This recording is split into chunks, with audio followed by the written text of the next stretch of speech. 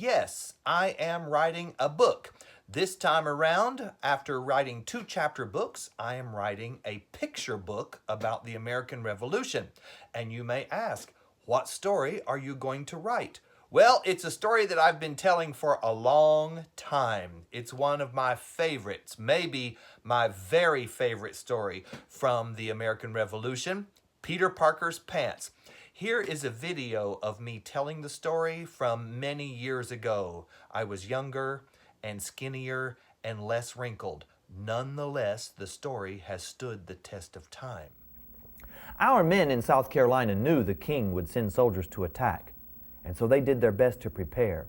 They climbed into small boats, dinghies, bateaus, canoes, dories, and they rowed across the Cooper River to Sullivan's Island. In those days, Sullivan's Island was completely deserted. There was nothing there except some scrub oak and palmetto trees, but it'd make an excellent location for a fort to protect the Charlestown harbor. Men worked for weeks, cutting down trees and rolling the big logs down to the beaches and stacking them up facing the Atlantic Ocean. And then they stacked a row of logs down the left side, another row of logs down the right side. It was hard work. And after several weeks of camping out there on the island, the men started to complain. They would say things like, "We're tired of eating campfire food.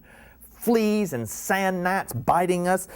Let's get in our boats and go back across the river to Shepherd's Tavern in Charlestown, and we'll get all cleaned up, get a nice bath and a good set of clean clothes, and then we'll have a dancing party and make friends with some of the ladies."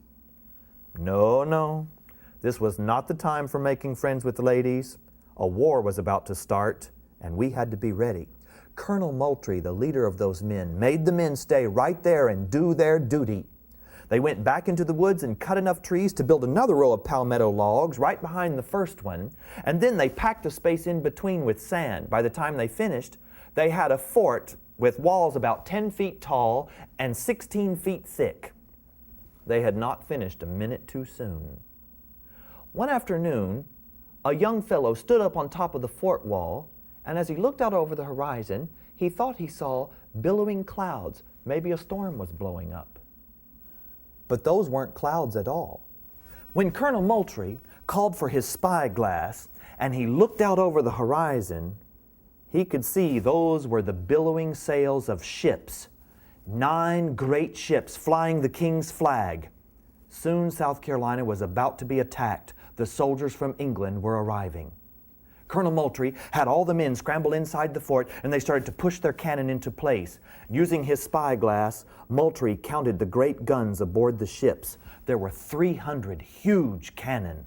They stuck out the sides of the ships like big jagged claws on a dragon. Inside the fort, the men took a quick inventory. 2, 4, 6, 8, 10, 12, 14, 16. They only had 40 cannon, and 2 of them didn't work. They were broken, so they really only had 38 guns. And aboard those ships, there were 300 great guns, and now the ships were so close, even without a spyglass, you could now see the men on the decks of those ships. Those boats were crawling with red-coat soldiers. Long, fancy wool uniforms, muskets at the ready, bayonets fastened on the top. It was obvious what their plan was going to be. They were going to come as close as they could to the island, fire on the fort, blow the logs apart, and then the soldiers would get off the ships, march through the shallow water, and attack the men that remained with their guns and bayonets. Our men were so frightened, they just wanted to run a white flag up on the pole and surrender. They didn't even want to get into an engagement. But Colonel Moultrie said that he was not going to surrender his fort without a fight. And so he waited for the ships. Soon they were so close you could yell to the men standing on deck. Moultrie climbed to the top of the fort wall, and he called out, "You have entered the Charlestown harbor. We have made our grievances known to your king, and we are no longer loyal to his government. Remove your ships from these waters." Now the commander of that British fleet, a Mr. Peter Parker, was no fool. He could see the men inside that fort. They didn't even have proper uniforms. Why, their fort was not even complete. The back side, that wall hadn't even been finished. He yelled back to Colonel Moultrie, "I'll not surrender His Majesty's Navy to a bunch of ragtag ruffians from South Carolina." Now we had been insulted. Our men wanted to shoot, but Moultrie told them to wait. Wait? What were they waiting for? Moultrie had an excellent strategy.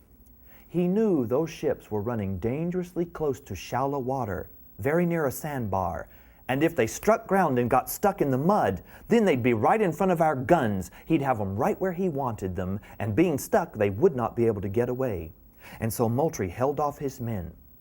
Well, the British grew tired of waiting, and finally they fired a salvo. Many cannons, all booming at the same time.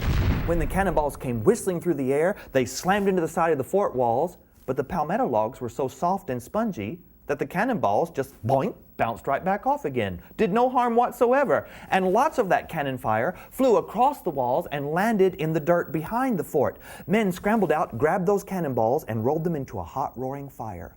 Soon they had bright red hot shot. Using iron tongs, they picked up the bright red hot shot, stuck it into the mouth of their own cannons, and then bam! Shot it back at the British.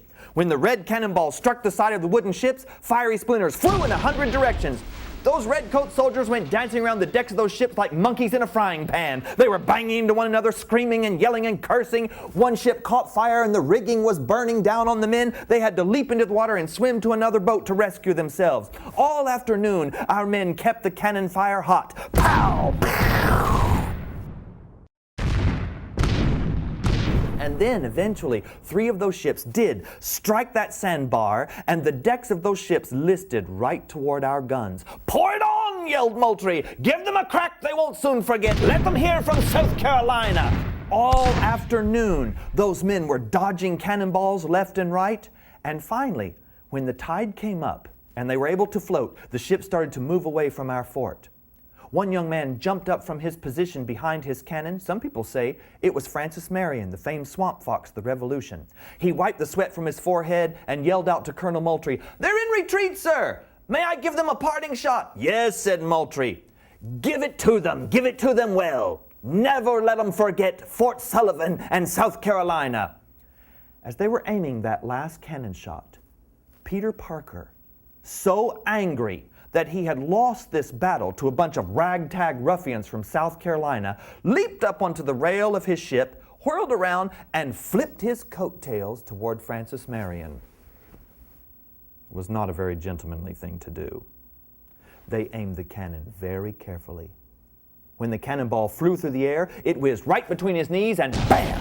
Ripped his pants right off his body. Mr. Parker was exposed to the elements in a most embarrassing fashion. He was not wearing any underwear. And worse than that, his feet flew out from underneath him, he hit the deck on his bare British backside, and slid the entire length of the ship, collecting splinters as he traveled.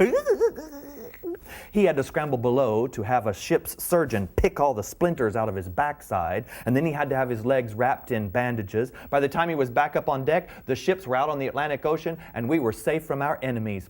Our men jumped into their little boats, and they made for Charlestown. There was a big torchlight parade, and one man sat down and wrote a celebrational song. "Mr. Peter Parker had his pants blown off in the battle just today. He made such a rumpus that we shot him in the bumpus, and now he's gone away. Oh, Mr. Peter Parker had his pants blown off in the battle just today. He made such a rumpus that we shot him in the bumpus, and now he's gone away." Someone wrote a full account of the battle, and a courier carried this letter to Philadelphia, where our founding fathers were debating whether or not we should declare independence as an entire nation. When they heard that we had won the Palmetto Log victory in South Carolina, they went right ahead and unanimously voted to declare independence and sign the Declaration of Independence. And the rest, well, as they say, is history.